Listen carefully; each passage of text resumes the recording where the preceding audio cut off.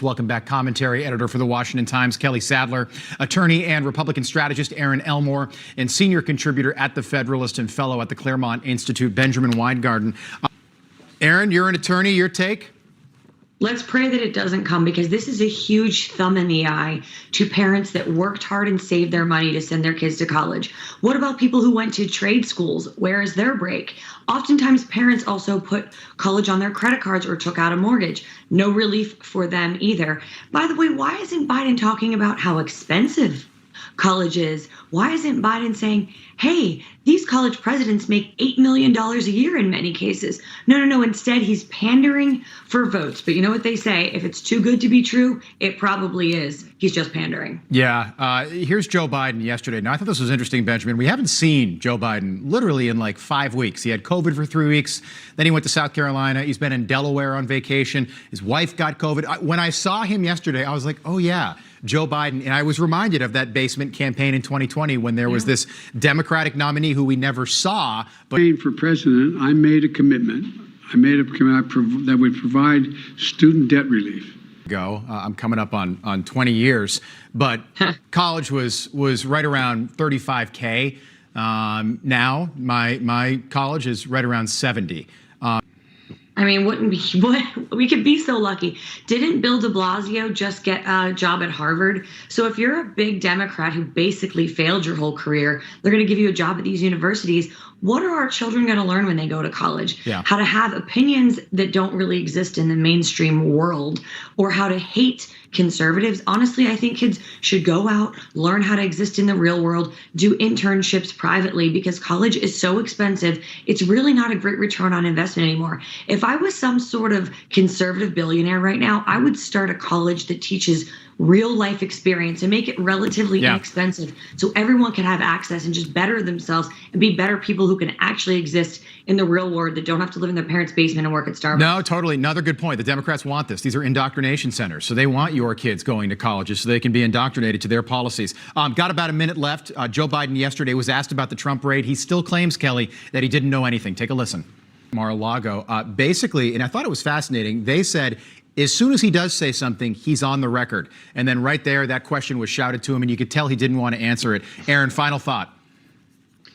You know, I think that the optics on this are really bad for the Democrats with the midterms approaching. I don't think this was thought out well. We could go into legality, and the problem is if you're a Republican, the laws apply one way, and if you're a Democrat, the laws apply a different way. So there really is no standard of justice anymore. But I do believe the left thought that the Roe v. Wade, overturning was going to drive people to the polls. This raid is going to make conservatives, or even moderates who have a sense of democracy, run to vote, and it's going to be a red wave in November. Yeah, we'll see. Was that Pat Ryan in the New York 19th yesterday, was that an anomaly, an outlier, or is that really a bellwether of things to come in 75 days? We'll talk about that top of the hour. Great start. Kelly Sadler, Erin Elmore, Ben Weingarten, thanks so much. Being black. Men after the Roe versus Wade decision. So what does this mean heading into November? For more, let's welcome back in commentary editor for the Washington Times, Newsmax contributor Kelly Sadler, attorney and Republican strategist Erin Elmore, and senior contributor at The Federalist, Benjamin Weingarten. Ben, we'll start with you. I'm wondering what your take is on this and how that relates to what we saw happen in New York yesterday, the 19th congressional district, special election, both these candidates right back on the ballot again come November. Pat Ryan beating Mark Molinaro, who is actually going to be with us a little bit later this morning, to Florida. Erin, your new state, moved from Pennsylvania down to Florida, so you can talk about both, but let's go to Florida. Charlie Crist, he hit the ground running after winning his primary over Nikki Fried yesterday. Take a listen. Those who support the governor should stay with him and vote for him, and I don't want your vote. If you have that hate in your heart, keep it there. I want the vote of the people of Florida who care about our state. Good Democrats, good independents, good Republicans. Unify with this ticket. All right, and I want to play one more for you. Here's Charlie Crist, he was the governor of Florida as a Republican. Now he's a Democratic congressman running as a Democrat. So bizarre. But here's Charlie Crist on Joe Biden. What other president could have done what he's done? He's been phenomenal. Like my lunch? I don't even know what that means. Cringe. I don't even know what that's beyond cringe. I like that word, by the way. I mean, I hate to sound so unprofessional, but when you watch that, you just sort of do these, ooh. Joe Biden is the best I've ever met. By the way, this is Charlie Crist's 5th decade running for office. He is a career politician who said he wants to bring back mask mandates. He obviously just said he stands with Joe Biden. And by the way, I think that was a real basket of deplorables moment when he said that DeSantis supporters have hate in their heart and he wants us to stay home and stand with Governor DeSantis, who kept the state open during the pandemic, who didn't force vaccine mandates upon us, who's pro-business, pro-law enforcement, pro-families. DeSantis is loved by people left, right, and center, unless you're completely a progressive on the far left. So I think that Charlie Crist is going to have a big uphill battle, and he and Joe Biden should just sit back and relax and enjoy their lunch together, because that's as far as he's going to get in this governor's race. You look at Ron DeSantis. So can he play spoiler in Florida? Kelly, Ben, this is whoever wants to take a stab at this one. Charlie Crist has got to get 45, maybe 50% of the vote. We're talking about a very purple state, even though you've got 2 Republican not anymore. senators. No. Really yeah, but Erin, I lived there for 5 years. I know it. You've got 2 Republican senators and a Republican governor. Yesterday, and she said we are up by 250,000, and we have a far. Wait, who did you talk to yesterday? That's Ron DeSantis's. I spoke with Ron DeSantis, is now director of rapid response. She switched from. Can you tell her I'd like to have him on Wake Up America, please? I will tell her. But what she said is, I thought we were only up by 100,000 voters, and we are up in Florida 250,000. Sorry, Kelly and Benjamin, but yeah. So I don't think Florida is as purple as it was even 6 months or 8 months ago. All right, do you believe that, Kelly? Yes, I do. And I think that Ron DeSantis is going to coast to victory. They call him America's governor for a Look how reason. mad Erin is. You don't hear Glenn Youngkin having Top Gun ads, just saying. We have that ad. And he, by the way, he won a Bronze Star in Iraq. He can do that ad. Okay, Ron DeSantis. Okay, we'll pick. Good to see you, Kelly. Erin, we'll do it again in just a little bit. Amanda? Student loan debt by $10,000 for anyone making less than $125,000 a year at a cost of $300 billion, and that price is expected to go up. Good to Wake Up America. It is a Thursday morning, August the 25th. I'm Rob Finnerty, and here are some of the other stories that we're following for you right now. And attorney and Republican strategist Erin Elmore. How about that? I now know less about what's going on and how we're going to pay for this based on listening to our White House press secretary. Erin, little guy paying for the big guy. And that's based on the simple fact 57% of people with student loan debt also have graduate degrees. And I looked up some of the things that you can get a degree in right now and a master's in. How about this? Toy design, master's in toy design, storytelling, bicycle design. Lawyer, is this even legal? Can Joe Biden do this? You know, there are serious questions whether or not it is legal, but I do believe that there will be injunctions and legal action taking place right away.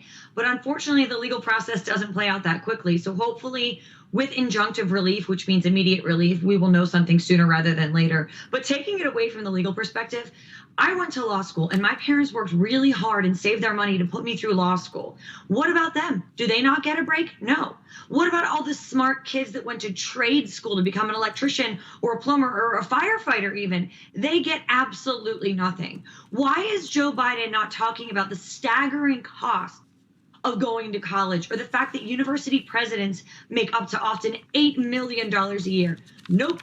Instead, he is pandering for votes and trying to give people free things. But you know what they say? When it sounds too good to be true, it probably is. Yeah, it's such a racket, big university, 70 grand to go to some of these colleges. That's just for 1 year. That's not for 4 years. Is spending that raises demand and increases inflation. That's all I had to read. Mr. President, is this unfair to people who paid their student loans or chose not to take out loans? Is it fair to people who, in fact, do not own multi-billion-dollar businesses if they see what these guys give them all a tax breaks? Is that fair? Who's been off for 5 weeks, by the way. I take 5 weeks off. I come back. I am so ready. I'm fresh. No bags under the eyes. Joe Biden, he had COVID for 3, then he went to Kiowa Island, South Carolina, then he went to Delaware. So here's Joe Biden yesterday trying to describe his own plan to the American people. My campaign for president, I made a commitment. That would provide student debt relief.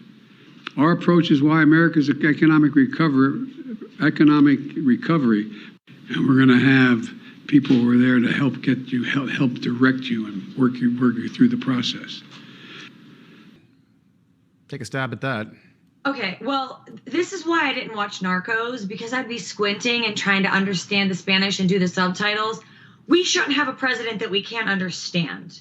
And this isn't about a language barrier, and I'm not being offensive to Spanish-speaking individuals. I'm trying to learn Spanish myself. It's just hard to understand what you don't know. And what he's doing now is trying to read a teleprompter, and he can't even do that. Yeah. He has such declining health and mental capacity.